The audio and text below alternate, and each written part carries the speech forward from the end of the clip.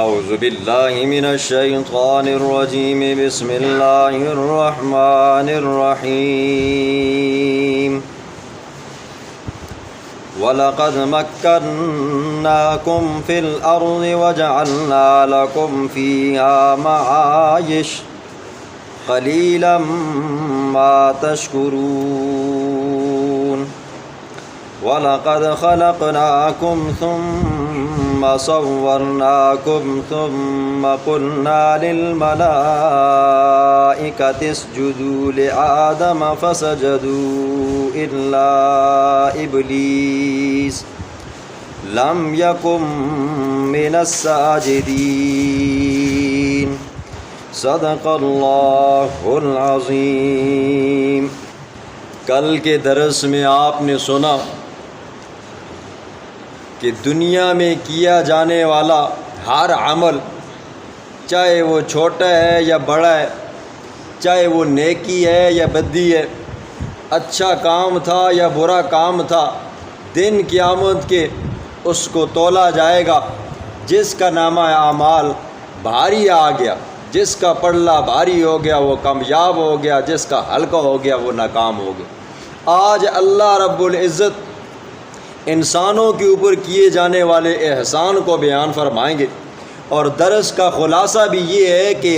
رحمان کے بندے بنو، شیطان کے بندے مت بنو۔ اللہ فرماتے ہیں وَلَقَدْ مَكَّنَّاكُمْ، پہلا احسان یہ کیا میں نے تمہارے اوپر، میں نے تمہیں زمین کے اندر ٹھکانہ دیا۔ نمبر 2 وَجَعَلْنَا لَكُمْ فِيهَا مَعَايِشَ، اور ہم نے تمہارے لیے زمین کے اندر روزگاریاں بنائیں، رزق تمہیں مہیا کیا۔ نمبر 3 وَلَقَدْ خَلَقْنَاكُمْ، ہم نے تمہیں پیدا کیا، تم نہیں تھے، آج اچھی خاصی شکل و صورت میں ہو، کوئی جوانیوں میں ہو، کوئی بڑھاپے میں ہو، کوئی بچپنے میں ہو، تم نہیں تھے، ہم نے تمہیں وجود بخشا۔ اور آگے فرمایا ثُمَّ صَوَّرْنَاكُمْ، اور ہم نے تمہیں شکل و صورتیں دی، کتنے حسین و جمیل ہو۔ پھر فرمایا ثُمَّ قُلْنَا لِلْمَلَائِكَةِ اسْجُدُوا، تمہاری عزت کی خاطر، تمہاری تعظیم کی خاطر ہم نے فرشتوں کو کہا اسجدوا لآدم، آدم کو سجدہ کرو، یہ تمہاری شان ہے، یہ تمہارے اوپر میں نے احسان کیے ہیں۔ وَلَقَدْ خَلَقْنَاكُمْ ثُمَّ صَوَّرْنَاكُمْ، ہم نے تمہیں پیدا کیا۔ حضرت آدم علیہ السلام کی تخلیق کے لیے اللہ نے روئے زمین سے مٹی کو جمع کیا، ایک مٹھی بنایا، پھر اس کا گارا بنایا، گوندا گیا، گوندنے کے بعد وادی عرفات کے اندر حضرت آدم علیہ السلام کا ڈھانچہ بنایا گیا، پھر وہاں پر ان کی اندر روح پھونکی گئی، پھر جنت میں لے کر جایا گیا۔ جب جنت میں پہنچایا تو اللہ نے فرشتوں کو حکم کیا اسجدوا لآدم، آدم کو سجدہ کرو۔ فرشتوں نے سجدہ کیا، لیکن شیطان لعین خبیث نے سجدہ نہیں کیا۔ اب یہ سجدہ تعظیمی تھا جی، حضرت آدم علیہ السلام سے لے کر حضرت عیسیٰ علیہ السلام تک جتنی بھی امتیں آئیں، جتنی بھی شریعتیں آئیں، ان شریعتوں کے اندر سجدہ تعظیمی جائز تھا۔ ایک تھا سجدہ تعظیمی اور ایک تھا سجدہ عبادت۔ سجدہ تعظیمی کے اندر اور سجدہ عبادت کے اندر فرق یہ تھا صرف نیت کا تھا۔ اگر نیت تعظیم کی ہوتی تو اس کو سجدہ تعظیمی کہا جاتا، اور اگر نیت عبادت کی ہوتی تو اس کو سجدہ عبادت کہا جاتا۔ اور حضرت آدم کو جو سجدہ کیا گیا یہ سجدہ تعظیمی تھا۔ چنانچہ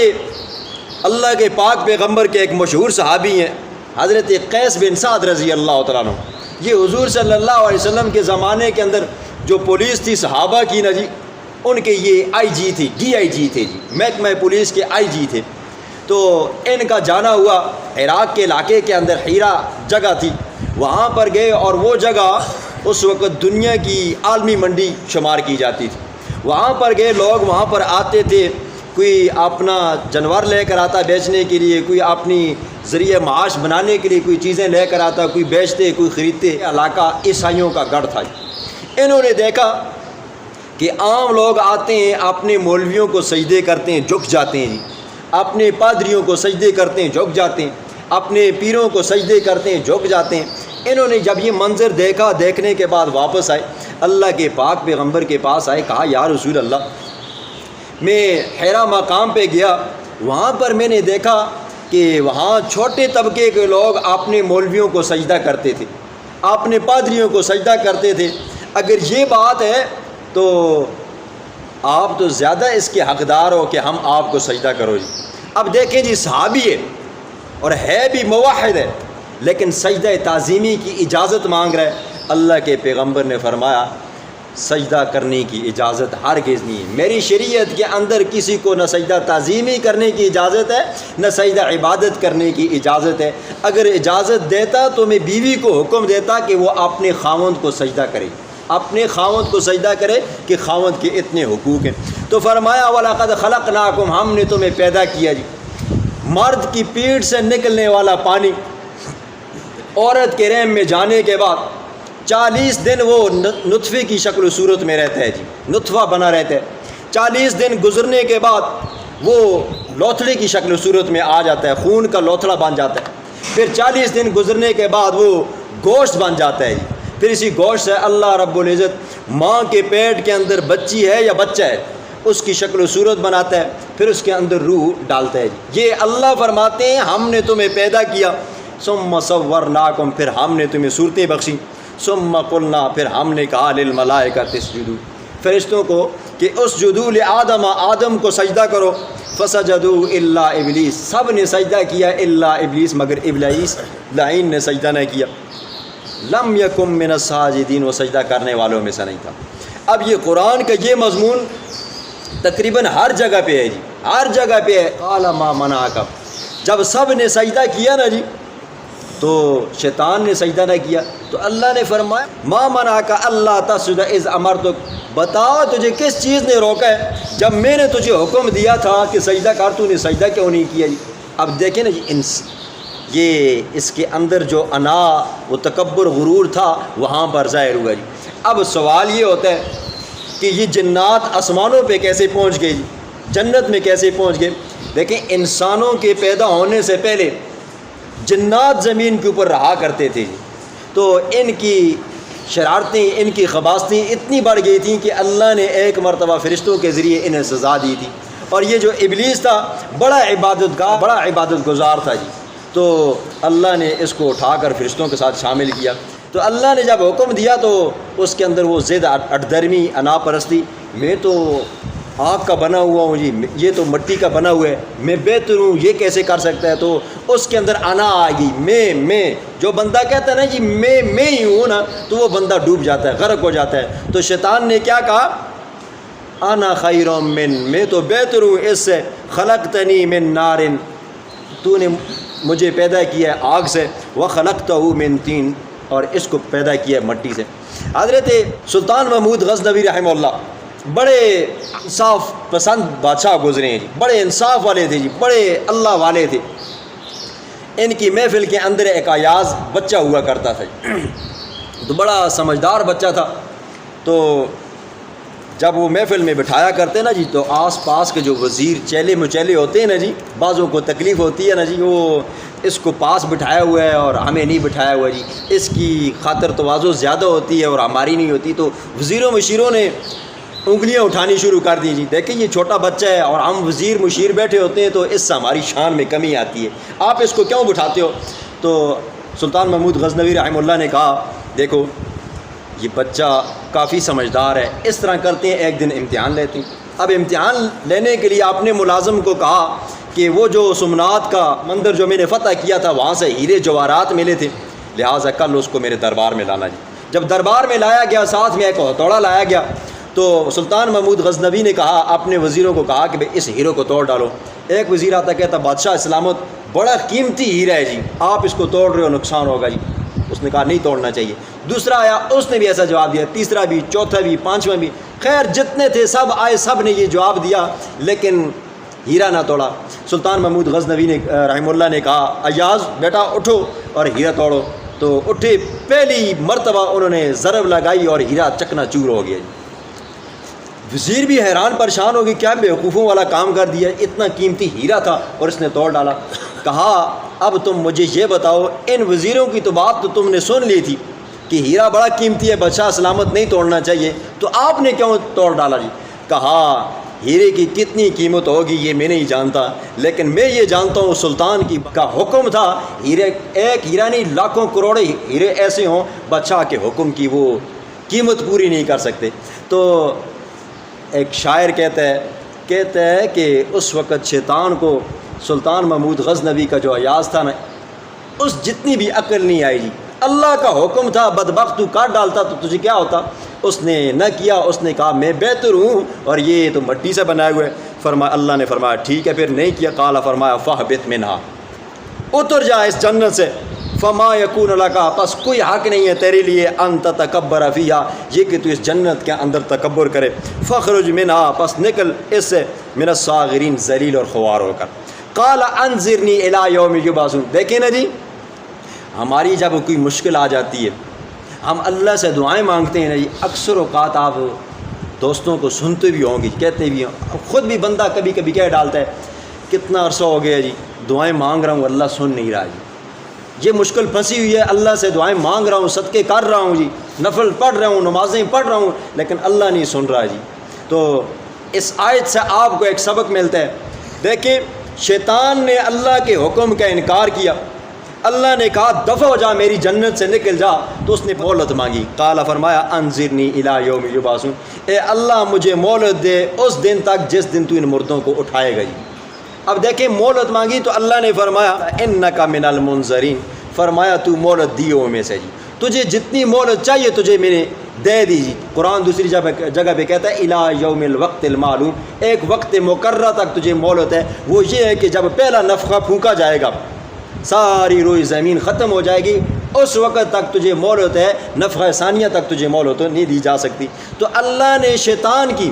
جس نے براہ راست اللہ کی نافرمانی کی، سامنے میدان میں کھڑے ہو کر اللہ نے پھر بھی فرمایا کہ جب تو مجھ سے مانگتا ہے تو میں تجھے عطا کرتا ہوں، اللہ نے وہاں پر بھی شیطان کی سنی ہے۔ تو بندے کو تھکنا نہیں چاہیے جی، بندے کو تھکنا نہیں چاہیے۔ حدیث میں آتا ہے کوئی بندہ دعا مانگتا ہے نا تو یہ مت سوچے کہ میری دعا قبول نہیں ہوئی، کبھی کبھی دعا بندے کی قبول ہوتی ہے، اللہ اس بندے کی وہ مشکل آنن فانن دور کر دیتے ہیں، سیکنڈوں میں دور کر دیتے ہیں، اور کبھی کبھی ایسا ہوتا ہے کہ اس بندے کے اوپر آنے والی جو مصیبت ہوتی ہے اللہ اس دعا کی بدولت اس بندے کی اس مصیبت کو دور کر دیتے ہیں، اور کبھی ایسا ہوتا ہے کہ اللہ رب العزت اس دعا کو ذخیرہ بنا دیتے ہیں، قیامت والے دن جب بندہ اپنے نامہ مال کے اندر دیکھے گا اے اللہ یہ نیکیاں کہاں سے آئی ہیں، تو اللہ فرمائیں گے یہ وہ دعائیں تھیں جو تو مجھ سے مانگا کرتا تھا، میں نے آج کے دن کے لیے ذخیرہ بنائی ہے۔ تو بندہ اس وقت افسوس کرے گا کاش کہ دنیا کے اندر میری کوئی دعا قبول نہ ہوتی، آج ساری کی ساری مجھے ذخیرے کے طور پر ملتی۔ تو اللہ فرماتے ہیں انک من المنظرین، تو مولد دیو میں سے، قال فرمایا فبما اغویتنی، اب دیکھیں اکڑ دیکھیں اس کی، ضد ہے، غلطی بھی نہیں مان رہا جی، کہتا ہے فبما اغویتنی، بس اب اس کہ تو نے مجھے گمراہ کیا ہے، اس آدم کی خاطر تو نے مجھے گمراہ کیا ہے، لأقعدن لهم صراطک المستقیم، میں بیٹھوں گا ان کے سیدھے راستے کے اندر، جو راستہ تو ان کو دکھائے گا جنت کا، میں اس راستے میں بیٹھوں گا، اور بیٹھ کر کیا کروں گا، ثم لآتینہم، پھر میں آؤں گا ان کے پاس، من بین ایدیہم، آگے کی جانب سے، میں ان کو قیامت سے روکنا چاہوں گا کہ کوئی قیامت نہیں ہے، قیامت کب دیکھی ہے، کس نے دیکھی ہے، وہاں پر کیا جزا سزا ہوگی، کیا جہنم ہے جی، دنیا میں مزے لوٹ لو۔ پھر فرمایا ومن خلفہم، میں ان کے پیچھے سے آؤں گا، دنیا میں مشغول کر دوں گا، یہ دنیا کتنی لذیذ ہے، وعن ایمانہم، دائیں طرف سے روکوں گا، نیکیاں مت کرو جی، کیا نیکی کر کے تمہیں ملتا ہے، گناہ کرو لذتیں ہی لذتیں ہیں جی، بندہ گناہوں کی دل میں پھنستا رہتا ہے، وعن شمائلہم، اور میں ان کی بائیں جانب سے آؤں گا، چاروں طرف سے میں اس کے غیر رہوں گا جی۔